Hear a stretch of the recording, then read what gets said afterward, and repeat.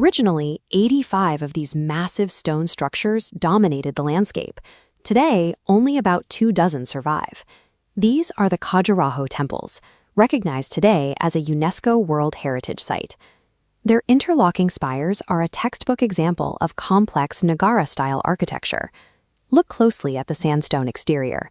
The walls are covered in thousands of intricate sculptures, creating a permanent historical record of daily urban life, societal norms, and divine beings. Here's the friction. These temples were constructed between the 9th and 12th centuries. Medieval India was a violently unstable period defined by constant regional warfare.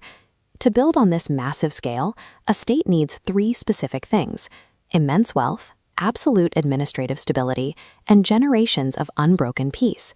How did anyone secure those conditions in the middle of a war zone? The Khajuraho Temples stand as the physical, surviving proof of a forgotten, highly organized superpower, the Chandel Dynasty. In the early 9th century, the Chandels did not rule their own territory. They operated purely as regional vassals under the massive Gujara Pratihara Empire. That dynamic broke under a leader named Nannuka. He initiated a slow, calculated shift, pulling his people away from their overlords to establish an independent state. This map tracks the political borders of 9th century India. Watch this central region, Jejakabhukti, which is modern-day Bundelkhand. The Chandels carved this specific territory out of the Pratihara Empire to form their sovereign stronghold. To survive alone, they needed an economic engine. They developed highly productive agricultural zones that funneled massive crop surpluses and trade wealth directly into the capital. King Yashovarman structured a rigid administration to capture that wealth. He divided the new state into tightly controlled regions to efficiently manage taxes and resources. By linking intense agricultural output to strict administrative control, the Chandels generated the exact funding required to pay for massive, multi-generational construction projects. King Dhanga pointed that wealth straight toward architecture. He commissioned the most ambitious structures at Khajuraho, laying the stonework for monuments like the Khandarya Mahadeva Temple. But a robust treasury and skilled artisans mean nothing if neighboring armies can simply march in and burn your cities. The artists required protection. They got it from King Vidyadhara.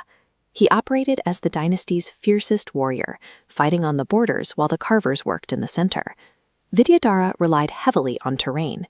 He engineered a formidable network of massive stone fortresses to break external invasions before they could penetrate the heartland. He proved this strategy against the infamous Mahmud Ghaznavi. When Ghaznavi invaded the region, Vidyadhara utilized his forts and tactical combat to successfully repel the devastating attacks.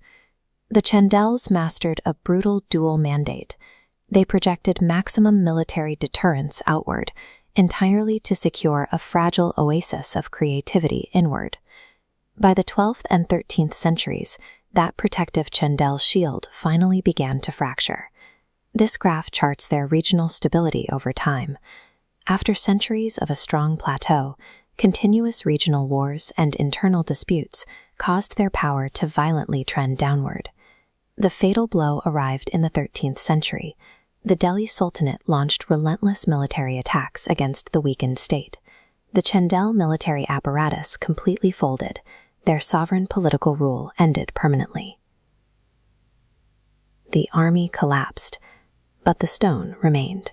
Today, those surviving Khajuraho temples stand in quiet fields, entirely outlasting the empire that paid for them. History eventually erases every border and army. The Chandel Dynasty proves that a civilization's true weight is measured by the cultural artifacts it leaves carved in stone.